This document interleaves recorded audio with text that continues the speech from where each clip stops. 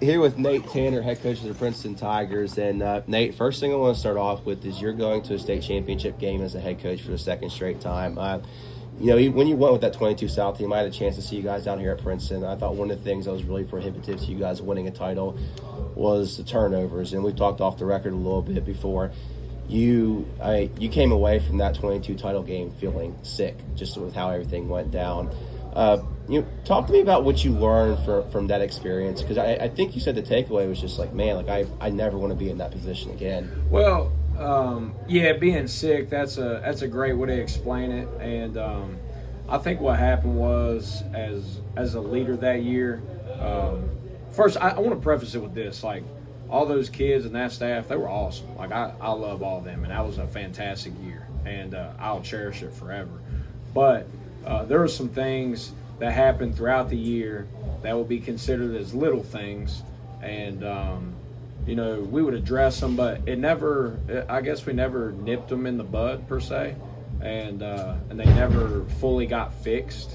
So and it came to a head the last game of the season, and really it was the last 13 minutes of the game, and a lot of things just kind of snowballed there, and it just came down to details and execution, and I would say details within behavior too. So it was a huge learning experience, great experience. Getting to get there and experience it with those guys, but it was a huge learning experience moving forward. Did you win a title as a player too? Yes. Okay. Yeah, won one and lost one as a player. Okay, so can you juxtapose the experience of winning one as a player with the losses? And what do you kind of feel like are the key defining factors between getting to the top and finishing as second best? And I'm saying this from my perspective. I think it's the people. And the people running it and the people that are on the field, obviously you have to have talent and ability, but behavior and character is at the forefront, because whenever you make it to a state championship, whether people want to say it or not, like, it's a big deal. It's the environment's different, and everybody around makes it different too. I told the kids the other day, I hear kids throughout the day. I was like, man, it's time to lock in. And I told them, I was like, look, you've been locked in since April. Like, you don't need to change like your level of being locked in or focused. Like, y'all have done a fantastic job of that. And it goes back to those little things that lead to big things. I mean, you have to, on my end, you got to ensure that if you're trying to win a state championship, you got to do it, April 1st on Monday in the squat rack. You know what I mean? And I think when you get used to behaving like that, it takes care of itself. And back to the people aspect of it, I know at Giles, when we won a state title, when you look at the roster, the guys that were playing on the field, we just had our 20-year reunion. Majority of those guys are great. They ended up being great men, just blue-collar workers, really gritty, they get stuff done. The year we lost it, still had a lot of great people, but not quite as good as the year before. And as a coach, I think you got to really, really hammer that stuff in, especially whenever you're dealing with student athletes. I mean, obviously, the football aspect is important, but the behavior stuff encompasses everything, and it'll set your ceiling. I mean, if your kids are well behaved and they execute at a high level and they're good people, success takes care of itself. Now, the one thing that really stood out about that 22 South team is, from my experience, I don't know how much the penalties were an issue, but the turnovers were the thing that seemed to be killer. Yeah. And this team seems different. They do still have some penalty issues, and they have. But there's such a difference between turnover issues and penalty issues, because turnovers, it's like you could be in a bad spot. Like I remember you guys fumbling down here inside the 20 and going down, I think 21-6 at that point. This team they've never really been one that turns the ball over a lot. And I kind of want to start with the quarterback. He had, knock on wood, his first year as a starter, he threw 48 touchdowns and only 4 interceptions, and that is a ridiculously hard feat to do. And then last year, only 3 interceptions, and up to 7 this year. But even still, like, with the pass attempts and the touchdowns, you'll take that regardless. How do you feel like this team has kind of been different? Obviously, each team has their own warts, but kind of juxtaposing them with that 22 South team, it just seems like their mistakes, if they make them, aren't really as crucial. It's like, okay, it allows you to still control things. I think it goes back to, what we were just talking about. With turnovers, you have to be very detail oriented, and I think I'm gonna put it on myself too. I was a younger coach back then too. I wasn't as good per se, I guess, at hammering those things in, and I feel like now, it's a primary focus, and these kids here now, they execute everything at a high level, whatever you put a focus on. Now, you mentioned about nipping things in the bud throughout the 2022 season. And I know that on some things you want to keep in house. Is there anything on the record like you feel like you dealt with this year that you're able to nip in the bud and you feel like it's kind of made you better? Like a specific example you can point to? Just hammering small things all the time. I'll give you an example. Our team, they'll tell you we're a behind-the-line team. And what I mean by that is, like, day one when our staff here got started, when we did our warm-up, everything we did, we started behind the line. The 22 year, I probably didn't hammer that stuff enough. And that's one small thing, but, making sure you're behind the line, those things add up. You get used to, it's just executing a detail, whether it be behind the line. If we say we got 10 reps on squats, you do 10 instead of 7 or 8 when nobody's looking. And I think that's where some growth has happened from 22 to now. You mentioned afterwards there were things you promised yourself after the 22 season that you do differently. What kind of became of that? Because we've talked previously, you said you did, for special teams, for example, you were on North-South coaching, and you took a lot from that and applied it to your philosophy, and that's why special teams you feel like is so good under you, especially with the mix of what they have here. Well, what are some specifics you feel like you pulled from 2022 that's like, okay, like that really allowed you to hammer the details and be in this position again? Well, I talked a lot about the behavior stuff, just executing small things, small details.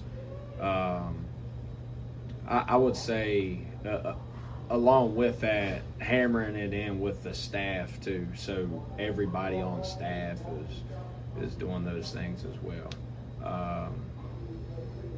I'm trying to give you some more specifics. It's just, Tyler, really, it's just like treating every single day like it's the state championship, really. That's about all I can say about it. Just trying to not take any small thing for granted. There are no small things. It's all big, if that makes any sense. Have you kind of brought that 2022 team up to this one a bit? Because they played against them, I don't know if you're familiar, if you remember it, but towards the end of the game, they had an opportunity to tie that game down here, and it's because you threw an interception to Brad, of all players, which is kind of funny. Yep. And I feel like that kind of circles back into it. But have you been able to have that discussion with these guys and be like, hey, like I've had a super talented team, and I've been in this position before, and the details kind of got lost a little bit, and in the last 13 or 14 minutes cost us a chance at high school immortality. Yeah, I think we talked about this a couple weeks ago off the record. I forgot what week it was in the regular season, but I went back and made a cut up of from that game, the 22 state championship game, and it had to do with details, whether it be penalties, turnovers, behavior, responding after something negative happens. It was somewhere down after a game where we had struggled with that this year. We had some behavior penalties and just uncharacteristic stuff going on. And it was a cut up of about 20 to 25 plays, and I went into detail of what happened during the play, why it happened, and if you're like a common fan, you can't always spot like small stuff, like how a kid is behaving after something bad happens. But if you're around them every day, you know. And just showing things like that. And in that film, you know, the score was 7-3 with 1 minute left in the third quarter. You know, in that moment, you have 13 minutes to potentially be a champion for the rest of your life and, you know, leave a legacy in that community. And we talked about nipping it in the bud. This was like week 6 or 7 here. I didn't want to get to this moment now and not have addressed it. You know what I mean? Mm-hmm. So you brought up, you know, feeling sick after that and making sure it never happened. Like I feel like it was like God. It was like, all right, Nate, you gonna address it, or you just gonna like you know, keep pushing it back. And as a coach in 22, I probably did that some. I allowed, you know, things to happen without, you know, just putting a hammer on it and fixing it. So yeah, we watched the cut up and the kids learn from it, and I think it's been pretty good, pretty productive. As a coach, how do you walk that line? Because, you know, the talent can take you so far, and talent really helped get you to that game. And I know you guys are riding high. You know, I remember the statewide talk going into the semifinal game was, you know, there was a belief that Hurricane was going to beat you guys, and you kind of lit them up. So right. you're riding high. As a coach, how do you kind of find the balance there between, okay, like talent and discipline? You know, there are some guys that do different things. Like, for example, Eli Campbell's probably a good example of this. I was told, you know, there are players that you let them have that 15-yard penalty a game because they're dogs and it really gets them in the zone. Yeah. As a coach, how do you kind of find that balance? I think you find a way to allow your kids to play with emotion, because football is an emotional sport and you have to be passionate and emotional towards it to be elite. But at the same token, you got to, as a leader, you have to train your kids and teach them, you know, like you're their father, you know, how to deal with certain situations. So you don't, you know, put yourself in harm's way and put your team in harm's way by, you know, shooting yourself in the foot. And, man, I mean, every year you have a mixed bag of personalities. Anytime you got 60 to 80 kids on the team, they're all teenage boys and they all come from different backgrounds. So it's a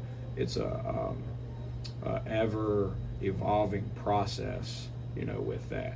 So I think it's tough to really answer that, like where that line is, but you try to get your kids where they behave as good as possible and they're as disciplined as much as possible. This offensive line, we've hit on it throughout the playoffs, but, you know, when you can just be like, all right, this is what we're going to do coming out of the half, we're just going to mash you.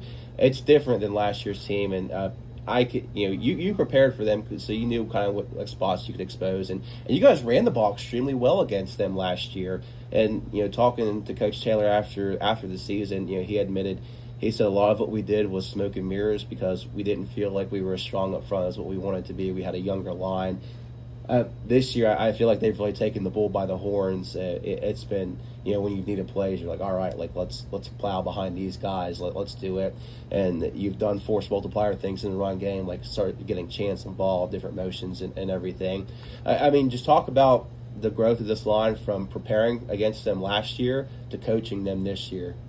It's been insurmountable growth in my opinion, and I feel like Coach Taylor would probably say the same thing because he's watched all of our games and whatnot. But you know, whenever I first got here in the weight room, you know, that first week we knew our kids were big and strong and could move. And then from there, if you talk to Dr. Dave Campbell, you know, he'll tell you, you know, when you're coaching offensive line, there has to be a certain type of attitude towards it. And you know, at first, I didn't feel like we were a very physical bunch. I think our whole team, you know, when we first started doing flex days, we got to practicing and doing things. The level of toughness and intensity and attention to detail has just like skyrocketed since that moment when we first started. And I think Coach Neal, Coach Smith, older Coach Witt, they've done a really good job with that group just getting them aggressive and executing at a really high level and playing with a lot of confidence too. We call them the Silverbacks. They want the shine per se from ramming it down people's throat. So it's been cool to see them grow from, even the scrimmages to now. I was looking at some scrimmage film today because we, played Nitro, and I felt like that game we ran the ball okay, but we were nowhere near what we are now as a offensive unit with our line. And I feel like it's really elevated your run game. Like, you mentioned it to me, but you have a bunch of different guys that have like 400 yards rushing or so. And, the point that you're at right now is so much different than what you thought you'd be at the beginning of August. Like, you thought your lead back, he didn't play for 5 games in, and really he's kind of like your third in the rotation at this point. And it just seems like they've really accepted that challenge, and a lot of production is what they've done. But I want to talk about the screen game too, because a lot of people, we think, running is about the offensive line, but I go back to the Independence game, those screens you threw to JoJo, like your offensive linemen were getting downfield, and it's not just mauling, but they're also like they're athletically gifted, they're talented, right, and able to execute in that phase too. Yeah, our screen game, it's an extension to our run game, and that's the way we sell it to our kids. It doesn't have to be an explosive every play. We're trying to have a 4-yard mentality. Whoever gets the ball out in space, get 4 yards no matter what. But you talked about the linemen being able to operate out in space. I think that's what makes this group special too. Whenever you can get linemen that can block at the second and third levels, that's when your 4-yard plays become 10 to 15 and touchdowns. So I think our receivers, the linemen, Chance, he does a great job executing the screen game as well. So we'll go ahead and finally get into Nitro here. I know you've probably looked at all their films so far, and obviously the scrimmages. What similarities and what differences do you see from the scrimmage to now? I think they're just better than what they were in the scrimmage. They're playing with more confidence. Their personnel is the same. They're just playing at a high level right now. That's the way I would explain it. Roster's the same, but just playing a lot better. Schematically, the meat and potatoes is pretty much similar. I could see them doing some different things this week that we haven't seen. I'm sure there's some stuff in the bag that we haven't seen, but we'll adjust as that comes. What is the identity of them? Obviously, we all know about Malachi going to WVU, Moss Award winner, all of that, but it takes more than just one player to get to a state championship game. Right. What for the people that are unfamiliar with Nitro, what should they know about them going in? I'll start offensively. I think the quarterback does a good job facilitating the offense, and up front they're pretty good. They have the Parks kid, that left tackle. He's a man. He's 6'6", 300 plus, and can move. Got really long arms. He plays really violent. Just a really good player, and the other guys around him are good as well. They got good size, and they can maul on you a little bit. Obviously, everybody talks about Malachi, but the run game is exceptional. The tailback, he's a really good runner. Runs hard. He's fast. He's elusive. He'll be one of the best backs that we face. And in the passing game, they have a good vertical passing game because they have Malachi. There's a kid number 5. He's 6'2", 6'3", can move, got big strong hands, and they got some other guys that play in the slot that are pretty tough too. So they can hit you over top. They're pretty good in the screen game as well. I would just describe them, they're a multiple spread offense. And defensively, I think what makes them so good is they're athletic and they swarm to the football. They play good team defense and play really hard. Gotcha. It's almost kind of poetic that you guys are now going back to lately. Was that something that you guys stressed when you went up there the first time? Because there's so much that goes on. You don't want to look ahead, but was it like, hey, this is where we want to be? Yeah. When we started, I never said it, but there were other people that said it, and I heard it, and I was like, that's cool. You thought it? Yeah. I was like, start in Charleston and in Charleston, but that was week 1. That looking ahead to a state title, that's so far away. I was just, we're 0-0, let's just be capital. But it is poetic, and I think it's pretty neat. It's pretty cool. The only thing that's going to be different is we'll dress on the other side. So it's going to be neat. Gotcha. Appreciate it, Nate. Thank you for your All right. time. Thank you.